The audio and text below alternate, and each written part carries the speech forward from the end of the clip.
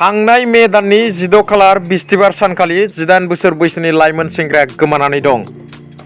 नंगौ, थारैनो जोबोद दुखुनांथाव खौरां। अदालगुरि जिल्लानि सिङाव थानाय खुसिगाव लांलिङा गामिनि 18 बोसोर बैसोनि लाइमोन सेंग्रा बारफुं दैमारिया थांनाय मे दाननि 16 खालार बिस्तिबार सानखालि गोमानानै दं। बिफा मन्जु दैमारिनि आरो बिमा दमन्थि दैमारिनि बाथि फिसाज्ला बारफुं दैमारिया 4 सान जाबाय न'आव गिदिंना फैफिनिया। बारफुं दैमारिया न' फारसे गिदिंना फैफिननायखौ न'खराव गोबां जिंगाजों साग्लोबनानै दं। बेनिखायनो सोरबाफोर बारफुं दैमारिखौ बहाबाफोर नुसनबायोब्ला नैबे 93261982 नङाब्ला 8474807526 जानबुं नम्बराव खौरां हरनो थाखाय दुखुथिया न'खरा फोरमायहरदों। न'खरनि सोद्रोमाया फोरमायनाय बादिब्ला बारफुं दैमारिया बोसोरसे आगोलाव गोदोर बेराम जादोंमोन। बे बेरामाव बारफुं दैमारिया नोरजिया जानायजों गोदाव सोराव जादों। बारफुं दैमारिनि खर'आ बांद्राय खामानि होयैनि जाहोनाव फुंनि समावनो न'निफ्राय ओंखारलाङो आरो बारफुं दैमारिया खैराबारि रेल स्टेशनाव बेलासि समसिम दं होननानै न'खरनि सोद्रोमाया फोरमायो। बिनि उननि समसिम बारफुं दैमारिया बहा थांखो जेबो मिन्थिना मोनाखिसै। सोरबाफोर बारफुं दैमारिखौ बहाबाफोर नुसनबायोब्ला नैबे 93261982 नङाब्ला 8474807526 जानबुं नम्बराव खौरां हरनो थाखाय दुखुथिया न'खरा फोरमायहरदों।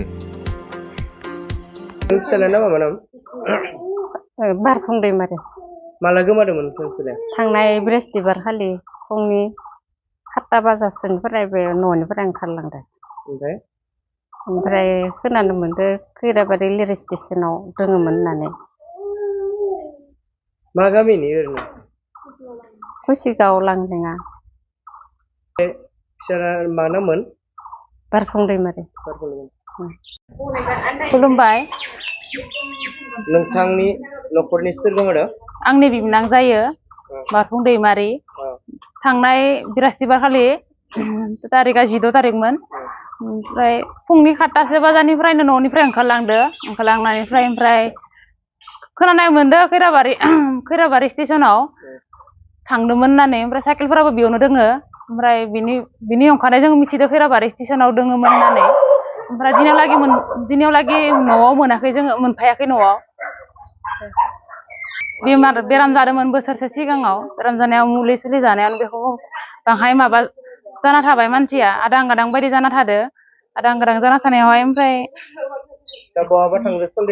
सन्देह जानानै दङ। जेनेबा बे गावगायनो फायनो रोंफिनाखैबो जानो हागौ।